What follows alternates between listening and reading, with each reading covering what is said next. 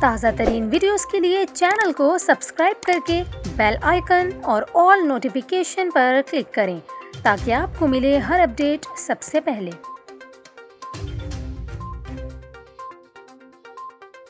اور یہاں پر آپ کو خبر دیں، وفاقی وزیر داخلہ رانا ثناءاللہ کا کہنا ہے کہ اگر میرا پنجاب میں داخلہ بند ہوا تو یہ گورنر راج کا آغاز ہوگا۔ اسلام آباد میں پریس کانفرنس کرتے ہوئے رانا ثناءاللہ کا کہنا تھا کہ سپریم کورٹ کے فیصلے سے سیاسی صورتحال مزید خراب ہوئی ہے۔